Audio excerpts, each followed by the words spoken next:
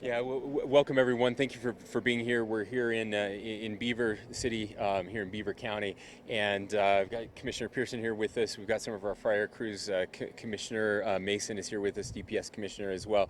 It's been a no good, very bad week here in the state of Utah.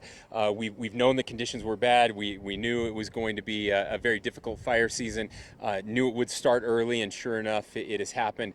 I just have to say this is one of it could be. We're still evaluating things. There's a very good chance that this is already the most destructive fire in the state's history. What that means is it's not the biggest fire in the state's history, but as far as property values, property loss, again, we don't. There are a lot of cabin owners, homeowners that are worried about that. We don't have details yet because the fire has been so destructive, because it's burning so hot and so fast. We haven't been able to get in and assess all of the loss there, but it's certainly catastrophic.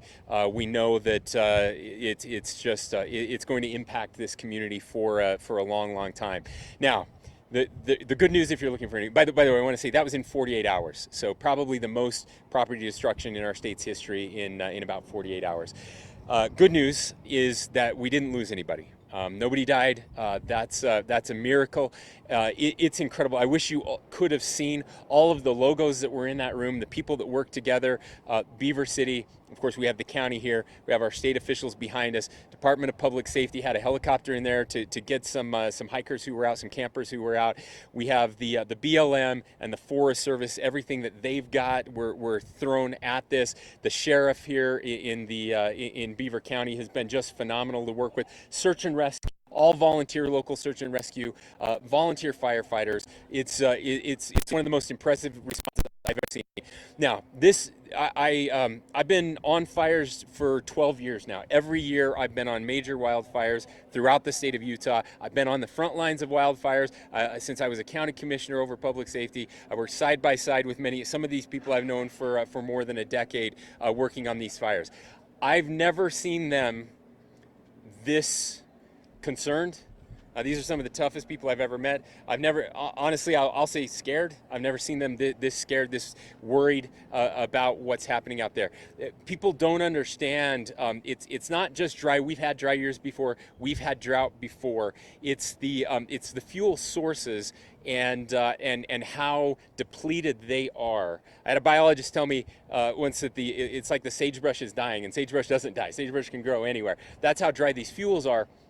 And they basically, these pinyon and juniper, these trees, a tree will look like a normal tree and it burns like toilet paper. It can start immediately. So when the wind's blowing on this fire, we have what's called spotting. That means that a spark, an ember gets blown on the wind, and it will have spot fires a mile to a mile and a half away. That means you're watching the front line of a fire, and a mile away you'll see another fire start, and you can't believe it. And so that's incredibly dangerous for our firefighters, because you can get caught in between two fires. And so there's just not much direct attack that can happen on this fire because of those conditions, especially when the wind is blowing. We know winds are going to pick up on Friday and Saturday. We have high wind warnings now, 40 plus miles per hour, and so this is really tough. We have an incredible federal team that's coming in. Our locals have done everything they can to save lives and, again, save property. But what we're seeing now is devastating.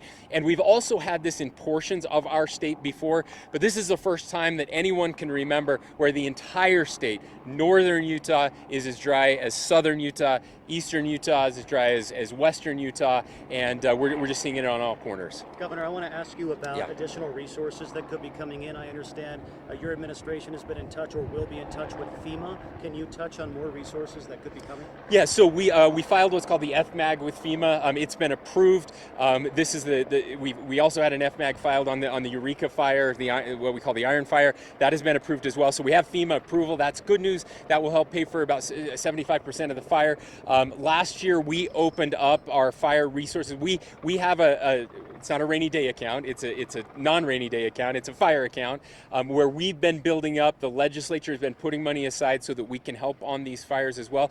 We can also help with the post-fire mitigation, which is important. The fire is one thing, and eventually the fire will be put out. But then when it does rain, that's going to be devastating for the town of Beaver, because all of that ash, all of that mud. There's now nothing to hold the the sediment in place. That all runs down. It plugs up rivers, and drinking water can be affected as well. So we have money that's available for that. As far as resources to fight this fire, they've ordered everything that they can. The other problem that we have is all of our resources now. So we have state resources, and they're stretched as thin as possible. Okay, we've used them, we've burned them out. They've been working 24-hour days, all day, all night. On the Eureka fire, now we have this fire, we have other fires burning. We had a fire right above Salt Lake City as well. We had a fire in Utah County.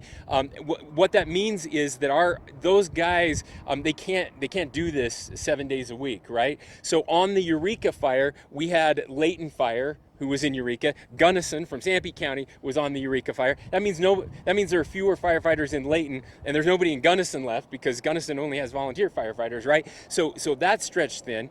Now we have the federal resources that are coming in, and we are the number one priority. That's the good news. The Great Basin is the number one priority, and this fire here in Beaver is the number one priority in the Great Basin. However, there are other fires. There are fires in Nevada where they're starting to. Other states are as dry as we are. We're starting to see those, which means our federal resources are going to get pulled thin. All of that is to say that 80% of the fires we've had so far this year are human caused, and everybody just has to be more careful than they've ever been before. Governor, you say this is it could end up being the most destructive fire damage-wise in Utah history. I know assessments are going to be done tomorrow. Are we talking dozens of cabins, hundreds, the ski resort, Governor? Yeah, so we know that there are hundreds of cabins on this mountain, hundreds of condos. And I can't speculate. All I can say is that this fire did not act like other fires, and it was almost impossible to protect those assets. So we'll get in there and see this. But I know that cabin owners, homeowners up there, condo owners, ski resort, they're all kind of expecting the worst, and that's very likely to be the case. Let me just put this into perspective. You'll remember the Monroe fire last year, just kind of outside of Richfield. It burned for, a couple months almost, and burned about 70,000 acres. In 48 hours, we burned almost 70,000 acres on this mountain. Now, again, we've had fires that burned 300,000 acres. I think it's the largest in the state's history, so we're a long ways from that.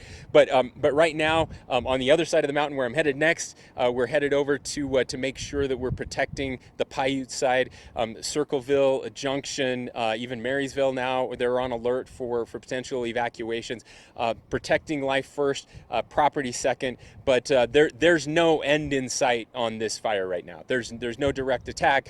It's just really trying to save everything that we can, and there's no timetable for how this will be put out. Mother Nature will have a lot to do with that, and we're hoping those monsoon days get here. You mentioned the State Fire Fund. Given the projections for the fire season, how active it's going to be, are you concerned about money dwindling? And if so, is there a mechanism to rectify that? Yeah, I'm not too concerned. We have a very healthy fire fund this year. I think 100 million. 120 million. So we've been building this up over the course of a decade for a year like this. It's exactly what it's for. When I was a county commissioner, we didn't have a fire fund like that, and so it was really tough. We had a fund, but it wasn't as good as this one. So that $120 million is going to get us throughout this year. We're just hoping and praying we don't have 2 years like this, right? Because we're going to have to start building that back up after we spend it this year. Time for one more question. Any other questions? Yeah, heading to the other side now. Evacuations in place. That's something you want to tell Utahns with something like this, with as quickly as this one exploded, Governor. Be ready. Yeah. So that's the other thing. I mean, I still don't know how they got everybody out up there. It was, if they hadn't assessed it immediately so they were on the fire in 5 minutes, guys.